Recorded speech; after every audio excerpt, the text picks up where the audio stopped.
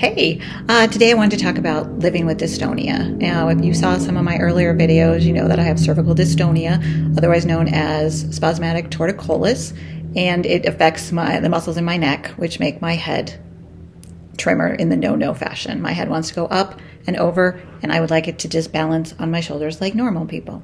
So part of living with dystonia is deciding, are you going to tell everyone you meet that, hey, I have dystonia, I have movement disorder, don't stare at me, please just watch it. Are you going to tell everybody you meet? Just going to tell friends, going to tell close acquaintances, going to tell people you spend time with? I'm not going to tell anybody. I know that I had to give a presentation for my master's degree a while back, and before I started it, I just stopped and I said, okay, I just want to let you know I have a movement disorder, so I'm not disagreeing with everything I'm saying. Of course, I got to laugh. It's a little silly, but it also explained that this is what's going on. You don't have to stare. You don't have to wonder the whole entire time. You can actually listen to what I'm talking about without being concerned about my head shaking, because yes, it is shaking.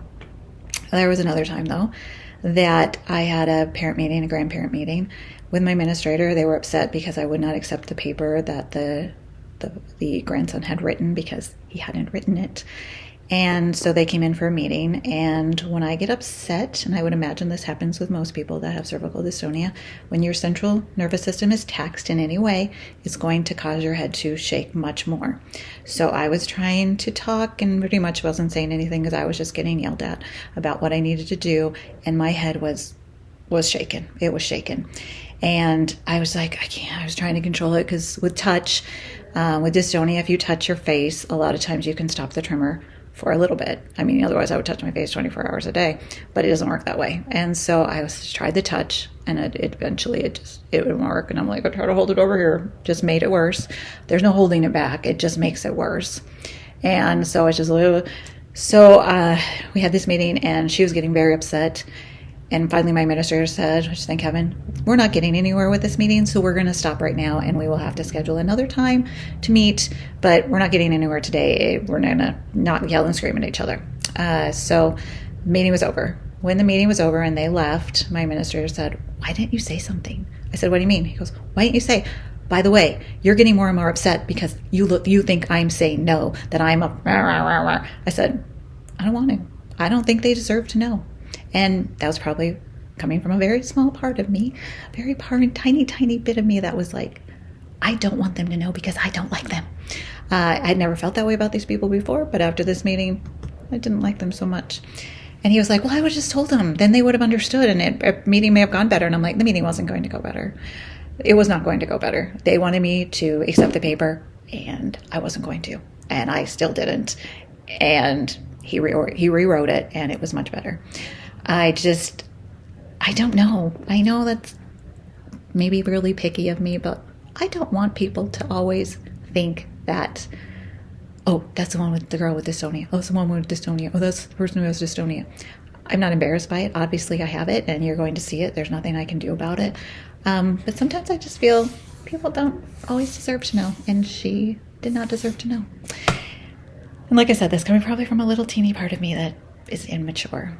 But there was another time recently where they asked us in a meeting to gather into a circle, and they said, everybody okay with that? And I'm like, and she's like, well, it looks like most people are okay with it. And I'm like, no.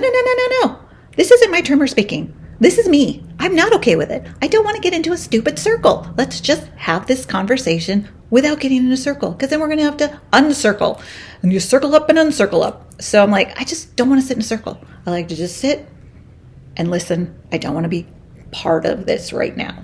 There's so many times in trainings that we've gone to that you gotta be part of it. You gotta be engaged, which we do with our students too. And sometimes I understand that after 7 hours of you gotta be engaged, they have to be exhausted. So that's happened. People think I have the tremor, and I'm actually just saying no. And with my students, I'm very clear. I am saying no. Sometimes, other times with other people, I'm not as clear that I'm saying no. But you have to make a decision if you have dystonia. Are you going to tell people? Are you not going to tell people? You can tell certain people and not worry about other people. Most people I worked with, all my students knew. Most people I worked with knew either because I told them or because they were curious or someone else had told them. And that's fine too. I don't mind that at all. If someone else wants to say, oh, she has dystonia. I went to lunch with my daughter the other day and a friend of hers, and the friend was late to lunch, so I'd run to the bathroom and I'd come back And I met them right there in the lobby, and Kennedy's like, oh, here's my mom, and here's so-and-so. And she's like, oh, yeah, by the way, my mom had to shake, so don't worry about it. It's nothing. She's not saying no, and she's not saying she's disgusted with your life choices. She just has a movement disorder. And I said, yes, I have a movement disorder. I'm not disgusted with your life choices. But it was fine. Dinner went, or lunch went fine. It's one of those things. And maybe if I had tattooed across my forehead, yes, my head is shaking. You don't need to keep staring. It might be easier for people. I don't know. I kind of live in the world with blinders on, I kind of say, and I don't always notice everything going on around me. So unless I was looking directly at someone, I would probably not notice their head was shaking. It's just, I get so distracted that I try to stay on whatever task I'm on, especially at the grocery store or Walmart when I run into everybody and their brother that, sometimes I'm just like task oriented, go forward. I don't mind talking to people. Just sometimes I just want to get in and get out. But I think if you have dystonia or you know someone with dystonia, you just got to make a decision. Also, I've learned that if I disengage these muscles, I pull them down, my shoulders down, all the muscles down as far as I can pull them.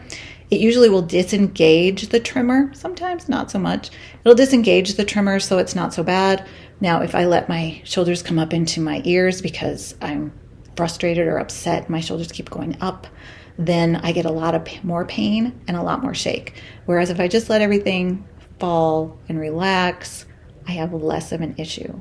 It's a little trick. Also, the touching is a little trick that helps. But that's just something to let you know that life with dystonia, you can do it. It's fine. And like I said, though, mine isn't so bad. And I am no expert on dystonia. I'm just an expert on my journey with dystonia. But thanks for stopping by today. Have a great day. Welcome to Doing Little to Live More. I hope you enjoyed this video, and if you did, I hope you will subscribe. And also, if you'd like this video, it will really help the algorithm for YouTube. Thank you so much for stopping by. Have a wonderful day, and please check out these other videos you might enjoy also.